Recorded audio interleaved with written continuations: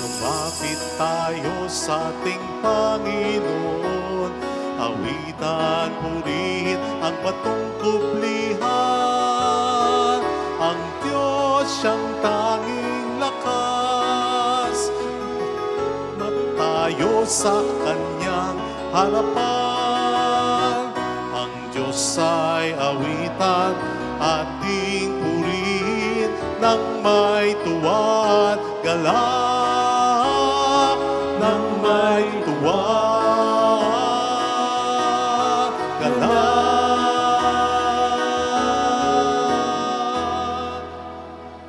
In the name of the Father, and of the Son, and of the Holy Spirit. Amen.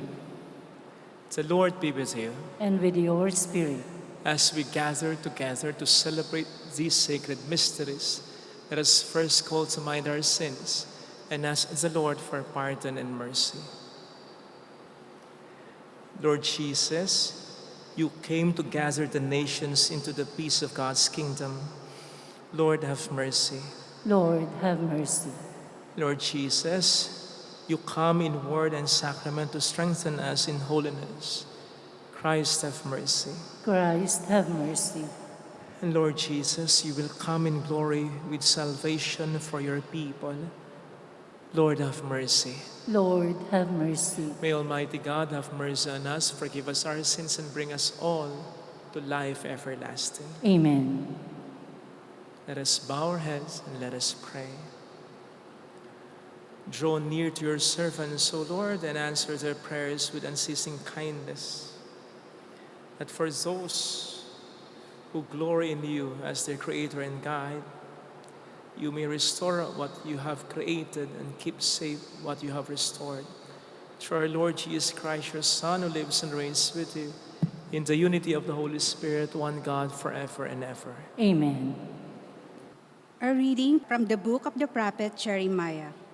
In the beginning of the reign of Jehoiakim, son of Josiah, king of Judah, this message came from the Lord.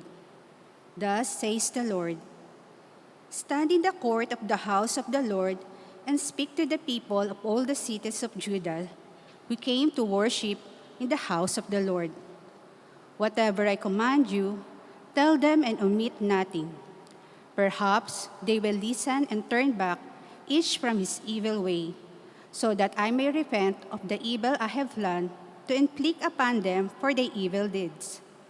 Say to them, thus says the Lord, if you disobey me, not living according to the law I placed before you, and not listening to the words of my servants, the prophets, whom I send you constantly, though you do not obey them, I will treat this house like Shiloh, and make this the city which all the nations of the earth shall refer to in cursing another.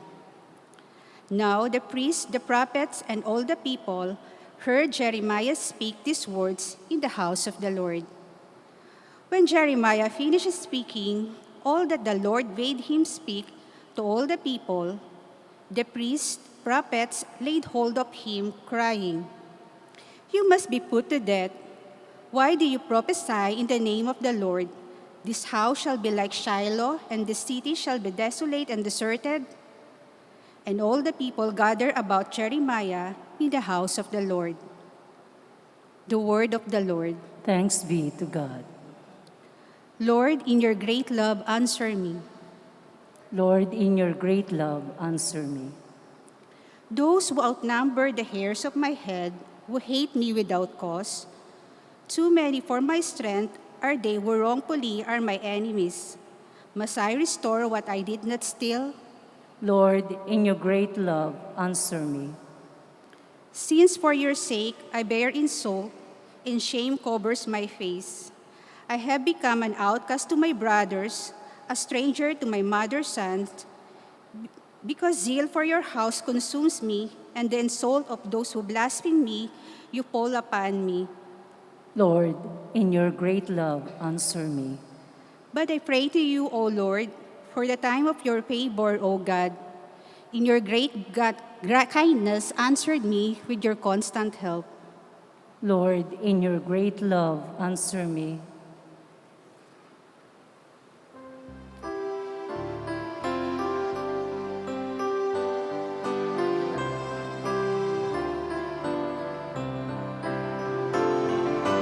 Hallelujah.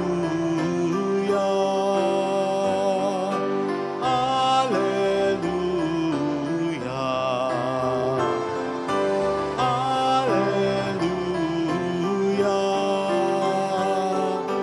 Hallelujah.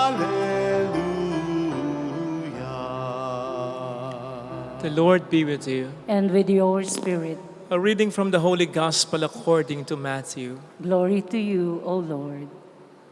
Jesus came to his native place and taught the people in their synagogue. They were astonished and said, "Where did this man get such wisdom and mighty deeds? Is he not the carpenter's son? Is not his mother named Mary, and his brothers James, Joseph, Simon, and Judas? Are not his sisters all with us? Where did this man get all this?" And they took offense at him. But Jesus said to them, "A prophet is without honor except in his native place and in his own house." And he did not work many mighty deeds there because of their lack of faith. Sisters and brothers, the gospel of the Lord. Praise to you, Lord Jesus Christ. Welcome sa Our Lady of Lasalette Quasay Parish, kung saan ayos lang umiyak at samahan tayo ng mahal na ina sa pag-iyak at sa pagdarasal upang maging maayos ang lahat. Sa Ingles po ay merong expression, idiom, na familiarity breeds contempt. With contempt, meaning that a person or a thing is beneath consideration. Yung bang hindi binibigyan ng halaga, binabaliwala. Kaya nga sa korte ay merong tinatawag na citing in contempt. Na kapag ang isang tao hindi na pinapansin, hindi sinusunod, binabaliwala, hindi binibigyan ng halaga, ang korte, that person will be cited in contempt.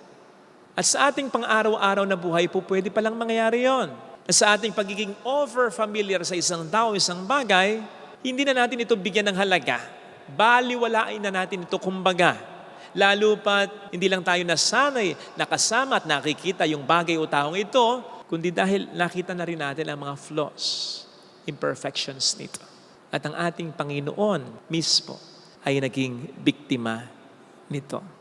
Dahil ang kanyang mga kababayan ay masyado ng pamilyar sa kanya, sa pamilyang pinagmulan niya, sa kabuhayan nila, sa background niya, sa mga kwento tungkol sa kanya. Ayun, that familiarity bred to contempt. Hindi na nila siya kinilala, hiniya pa nila siya, di ba? Dahil sa pagiging pamilyar nila. Pero hindi ba po pwedeng yung pagiging pamilyar nila, ang maging epekto ay maganda? Hindi ba po pwedeng yung pagiging familiar nila kay Jesus ay mag-breed, hindi sa contempt, kundi sa respect, admiration, and even love? Necessarily ba that when there is familiarity, it will really lead to contempt? I don't think so.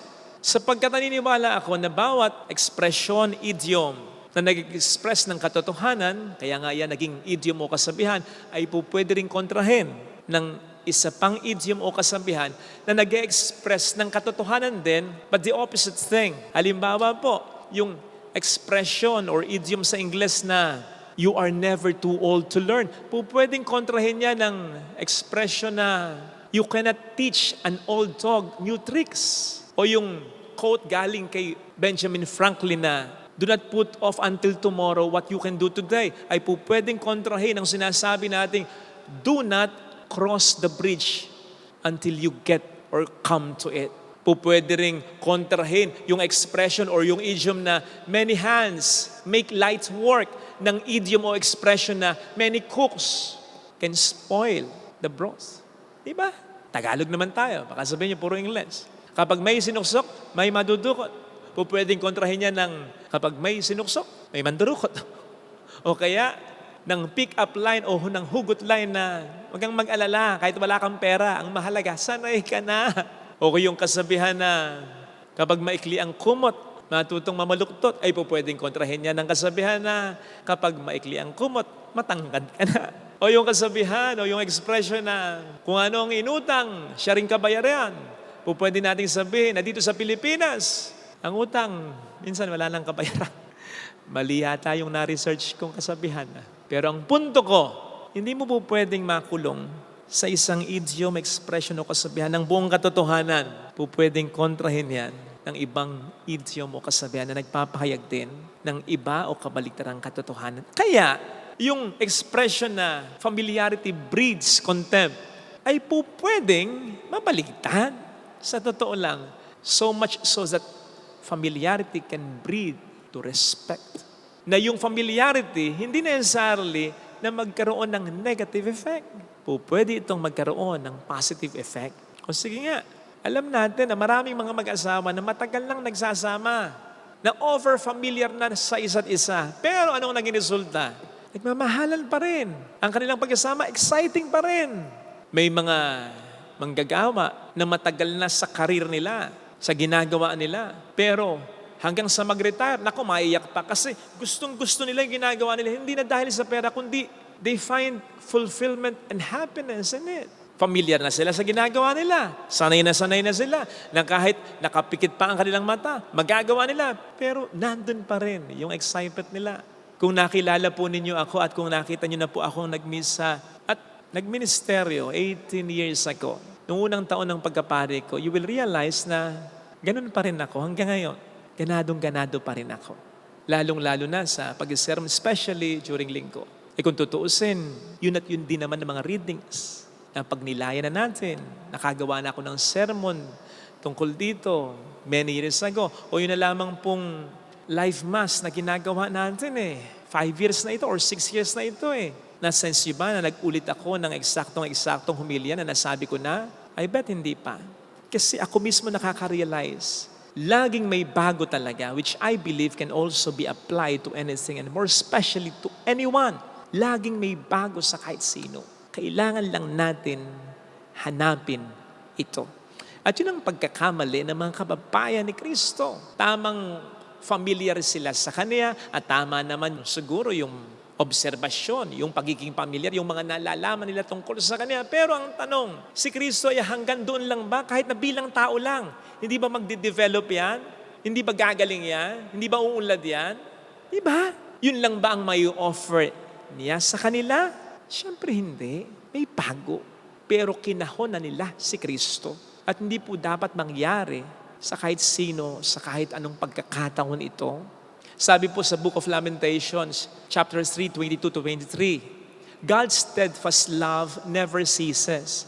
His mercies never end. They are always new every morning. Laging may bagong biyaya ang Diyos. Araw-araw sa kahit sino, sa kahit ano, sa kapaligiran natin sa sitwasyon na kinakinasusuungan natin. Kailangan lang nating hanapin. So nandun ang problema. Madalas, kaya tayo nagsasawa, kaya tayo nangihinawa, kaya parang nawawalan ng halaga ang isang bagay o isang tao o maging ang isang sitwasyon, nawawalan na yung excitement natin, nabobore na tayo, hindi natin hinahanap yung bago. And worse, hinahanap natin sa iba ito. O di ba? Yan ang isa sa malaking pagkakamali ni Lucifer. Kasama niya ang Diyos. Ang Diyos na laging magpaparanas sa kanya ng bago. Kaya nga po sa langit, sinasabi ng mga dalubhasa, Kapag nakarating tayo sa langit, wala tayong ibang gagawin, kundi ang titigan lamang ang Diyos buong walang hanggang buhay natin. Pero hindi tayo maiinip. Kasi sa pagtitig natin sa Kanya, laging may bagong bagay, biyaya, pagmamahal, awa na ibibigay siya. Pero hindi yun hinanap na mabuti, Lucifer. Hinanap niya yon sa iba. Kaya nagtaksil siya. No wonder, yun din ang temptation niya kay Eva at kay Adan at sa buong sangkatauhan hanggang ngayon, ang maging over-familiar sa Diyos, sa mga biyaya ng Diyos, which I said should not necessarily have a negative effect on us. Pwede nating baligtarin yung epekto na sa tulong ng Diyos, yung pagiging over-familiar natin sa Diyos, yung pagiging over-familiar natin sa mga biyaya niya, ang siyang mag-lead pa sa atin para mas lalo pa tayong ma-curious sa mga biyaya pang ibibigay niya, sa pagmamahal pang ipararamdam niya, sa awa pa niyang ipararanas talaga. Basta't hahanapin lamang natin araw-araw talaga. But this shouldn't be one way only, ha? Na para bang, Lord, ano ang bagong ibibigay mo sa akin ngayon? Abe, kung paano hindi rin natin po pwedeng sabihin sa bawat karelasyon natin yon. Sa magulang natin, sa anak natin, sa kapatid natin, sa best friend natin, sa mga taong nakakasalumuhan natin. Ano yung maibibigay mo sa akin ngayon? Ano yung bagong maibibigay mo sa akin? Hindi dapat ganon. Dapat, should start from us. Tayo muna, para tayo makakita rin ng bago talaga. You see, kung nagbigay muna ng pananampalataya yung mga tao kay Kristo, edi sana mas maraming naibigay na milagro si Kristo. So, tayo muna ang magbigay at makakahanap tayo. Maniwala ka. So, tayo muna ang magmahal, tayo muna ang umunawa, tayo muna ang magbago, tayo muna ang magbigay, tayo muna ang magpatawa, tayo muna ang magpakumbaba. Hindi naman kasi po pwedeng maging totally stagnant ang isang relasyon kapag mayroong patuloy na nagmamahal, nagbibigay, umuunawa. Ganon. Ngayon, kung sa kabila ng patuloy mong pagmamahal, pag-ibigay, pag-unawa, ay wala pa rin siyang sinusukli sa'yo. Sino mang tao ito, ayan mo lang. Masira man ang relasyon ninyo, alam mong hindi yun dahil sa'yo sapagkat hindi ka naman sa kanya nagbago. After all, hindi naman sasayangin ng Panginoon ang pagbibigay natin ng pagmamahal, ang pagpapakabuti natin, ang pangunawa na binibigay natin, sa kabila ng hindi ito nagagantihan sa atin. Siya naman ang gaganti sa atin, di ba? Kung hindi natin ito makuha sa iba. Ito sana, mga kapatid, ang ating pagdasal sa ating banal na misa. Amen. Lagyan natin ang ating kanang kamay sa tapat ng ating puso.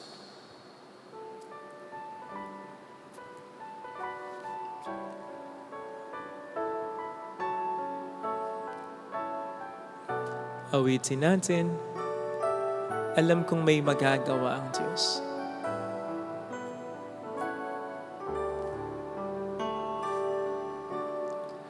Alam kong may magagawa ang Diyos. Alam kong may magagawa ang Diyos. Alam kong may magagawa Walang imposible sa Kanya. ang Diyos.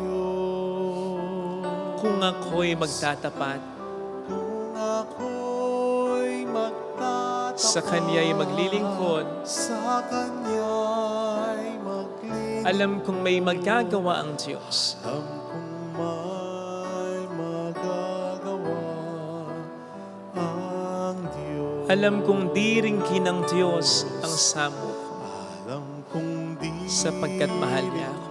ng Diyos ang samo ko. Alam kong diringkin ng Diyos ang samo ko, Alam kong di ringgit ng Diyos sapagkat anak niya ang ako, alam niya ang pinagdaraan. Kung ako'y magtatapat, Kung ako'y magtatapat sa Kanya'y maglilingkod, sa Kanya'y maglilingkod, alam kong diringkin ng Diyos ang samo ko. ringgit ng Diyos Pikit natin ang ating mga mata. samo ko. Panginoon, tulungan mo kong mas magmahal sa iyo. Na huwag akong magsettle sa kung anong estado ng relasyon ko sa iyo ngayon. Tulungan mo po akong mas mag-improve pa yon. Tulungan mo akong maalis ang mga hindi maganda sa pag-uugali ko, ang mga pangit na pag-iisip, ang mga pangit na mga salita na nakasanayan ko na. Huwag nawa akong mag-settle sa okay na yan, ayos na yan, bagkus sa tulong mo, Panginoon, mas lumalim pa ang aking relasyon sa iyo. Gayon din po sana ang mga relasyon na mahalaga sa buhay ko. Hallelujah! Huwag nawa kaming magkasawaan. Huwag nawang mawala yung respeto. Mas lumalim pa sana sa pagmamahalan. Siya ay muling babalik sa atin. Hindi niya tayo iiwan, hindi niya tayo pababayaan. Paniwalaan natin yan. Hallelujah! Purihin ang Diyos. Hallelujah! Sa takdang panahon ay babalik ang Panginoon upang tayo ay kunin. Tapat siya sa kaniyang mga pangako sa atin. Lakihan natin ang ibibigay natin para malaki din ang makuha natin. Tayo muna ang magbago, mas magpakabuti, mas umunawa. Kung lalapit ka kay Jesus, huwag nating hinintayin ang pagbabago ng iba sapagkat malaki naman din ang posibilidad na kapag nagpakabuti tayo, magpapakabuti na rin sila. Kung hindi man, ang Diyos na ang bahala sa kanila, ang Diyos na rin ang bahala sa atin na gumante sa kabutihang ibinigay natin sa relasyon na pinahalagahan natin. Pahalagahan tayo ng Panginoon natin. Papuri sa Ama at sa Anak sa Espiritu Santo. Kapara ng sa unang-una, ngayon magpakailanman, magpasawalang hanggan. Amen. Pag-aalay.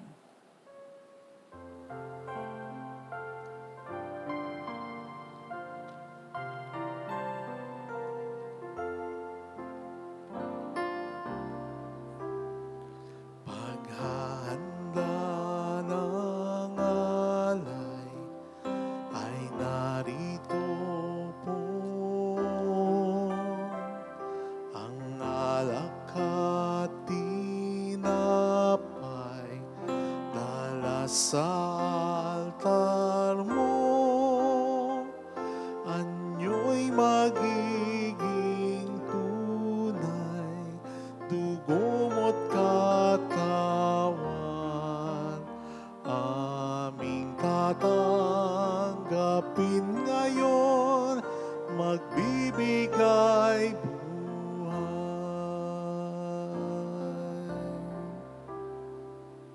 Paghahanda ng alay, ngayon ay sisimlan. Ang alak at tinapay ay bebendisyonan. Anyo'y magiging tunay, dugo mo't katawan. Ito'y aming tatanggapin sa pakikinabang.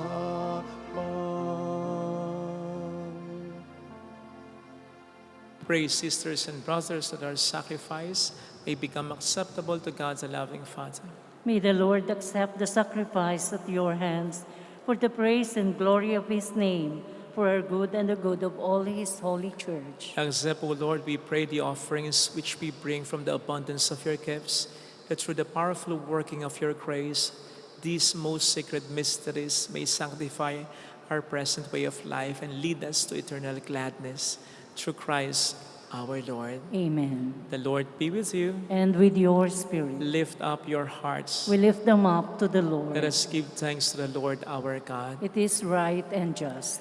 It is truly right and just, our duty and our salvation, always and everywhere, to give you thanks, Lord, Holy Father, Almighty and eternal God. For we know it belongs to your boundless glory that you came to the aid of mortal beings with your divinity, and even fashioned for us a remedy out of mortality itself. that the cause of our downfall might become the means of our salvation through Christ our Lord. Through him the host of angels adores your majesty and rejoices in your presence forever. May our voices, we pray, join with theirs in one chorus of exultant praise as we acclaim, Holy, Holy, holy, holy Lord, God of hosts, heaven and earth are full of your glory. Hosanna in the highest. Blessed is he who comes in the name of the Lord. Hosanna in the highest. You are indeed holy, O Lord, the fount of all holiness. Make holy, therefore, these gifts, we pray, by sending down your Spirit upon them like a dewfall, so that they may become for us the body and blood of our Lord Jesus Christ. At the time he was betrayed and entered willingly into his passion, he took bread, giving thanks, broke it, gave it to his disciples, saying, "Take this, all of you, and eat of it. For this is my body, which will be given up for you."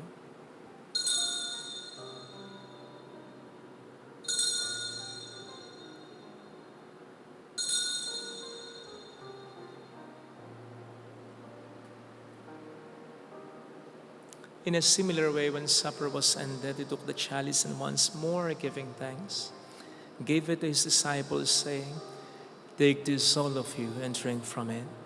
For this is the chalice of my blood, the blood of the new and eternal covenant, which will be poured out for you and for many, for the forgiveness of sins. Do this in memory of me."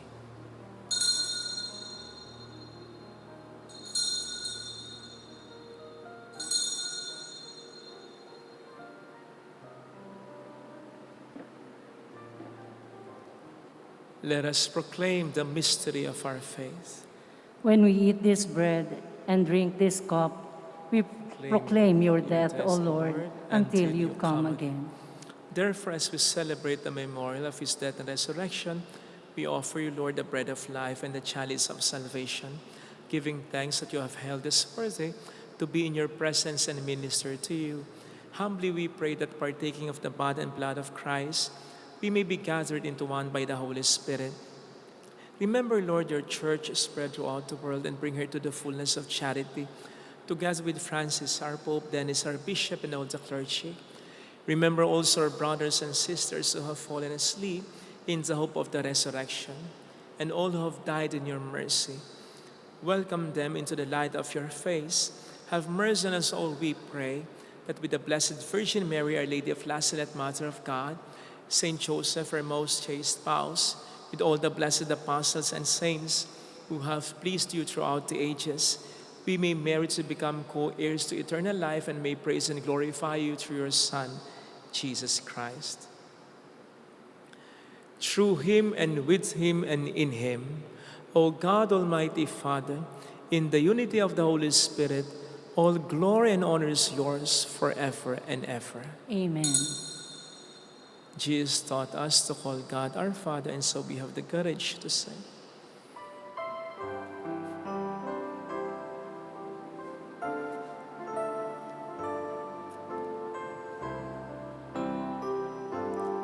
Ama namin, sumasalangit ka, sambahin ang ngalan mo, mapasa amin ang kaharian mo, sundin ang loob mo dito sa lupa para ng sa langit. Bigyan mo kami ngayon ng aming kakanin sa araw-araw at patawarin mo kami sa aming mga sala para ng pagpapatawad namin sa nagkakasala sala sa amin at huwag mo kami ipahintulot sa tukso at ihadya mo kami sa lahat ng masama.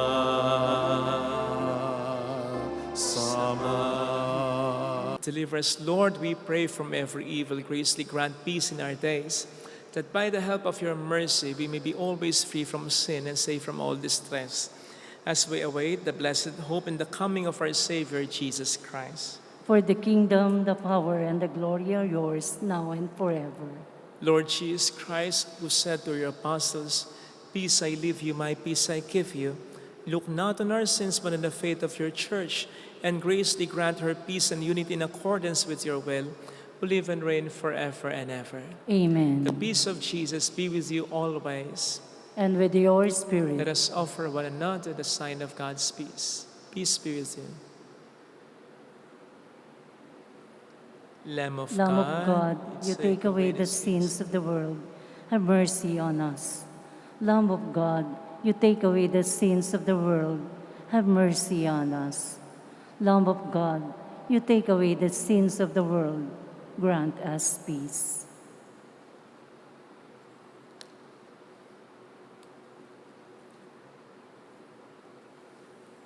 Behold Jesus, the Lamb of God, who takes away the sins of the world. Happy are those invited to receive him. Lord, I am not worthy that you should enter under my roof, but only say the word, and my soul shall be healed.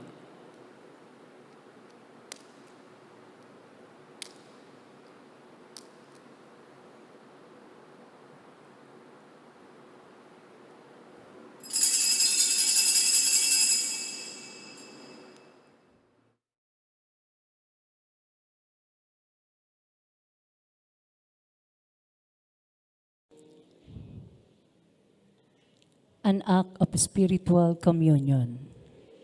My Jesus, I believe that you are present in the most holy sacrament.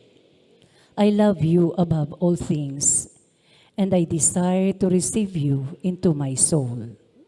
Since I cannot at this moment receive you sacramentally, come at least spiritually into my heart. I embrace you as if you were already there and unite myself wholly to you. Never permit me to be separated from you. Amen.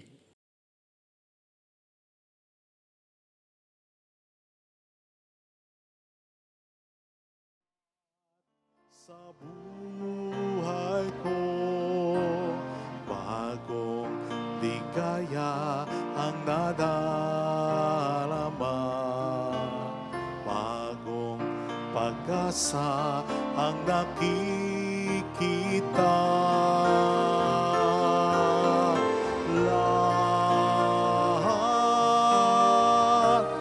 Lahat ay aking ibibigay pati aking buhay upang purihin siya.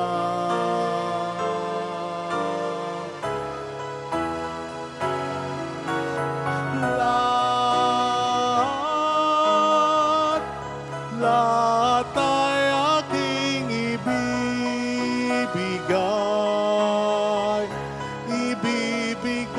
pati aking buhay upang purihin siya.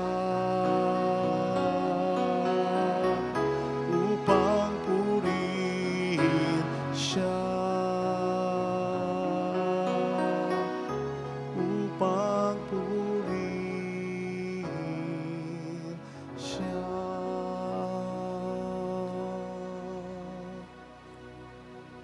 Let us pray.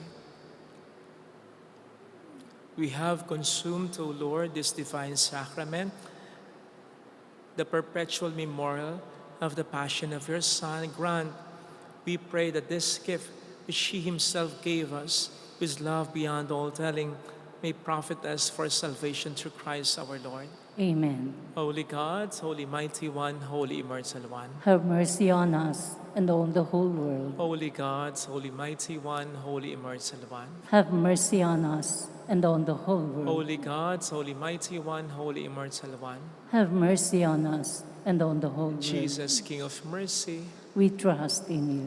alalahanin, Alalahanin, O mahal na Birhen ng Lazaret, ina ng pag-asa, ikaw ang nagpaalala sa aming magbalik loob sa Ama. Ito ang nagpapatunay ng kagandahang loob mo'y nanatiling busilak. Sa pag-aruga mo sa amin, tungkulin mo'y tinupad. Sa paanan ni Kristo'y tinuring mo kami mga tunay mong anak. Kaya ninais mong ni isa'y huwag mapahamak. Maging sa iyong walang tigil na pananalangin, pati luhay pumatak. Huwag namang mawala ng saysay ang iyong paghihirap. Iling nawa namin sa iyo o aming inang liyag, na matapos ang pakikibakan namin sa mundong ito at sa pananatili naming tapat kay Kristo.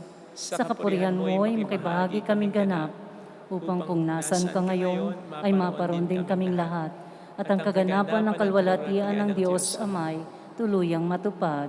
Siya nawa. mahal na Birhen ng Lazaret, tagapagkasundo ng mga makasalanan. Ipanalangin mong walang patid kaming mga dumudulog sa iyo. Marami pong salamat sa lahat ng mga tinutulong po ninyo sa ating simbahan na nagiging dahilan din naman na makatulong din tayo sa ibang simbahan, sa ibang parokya.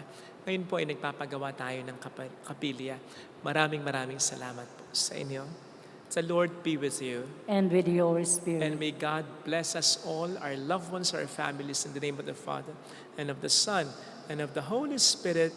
Amen. The Mass has been offered. Go in the peace and love of Jesus Christ. Thanks be to God. Salamat din po.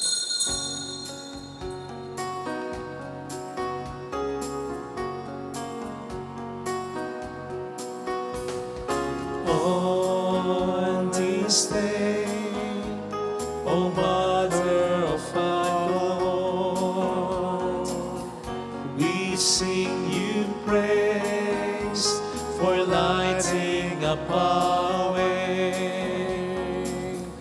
Yours is this soften up the hearts of men, and they still do today. May our love for you bring comfort in your pain.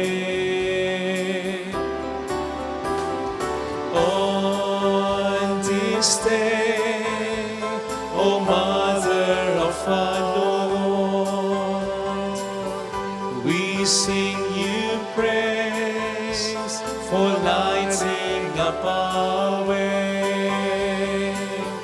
Yours is this soften up the hearts of men, and they still do today. May our love for you bring comfort in your pain. Salamat.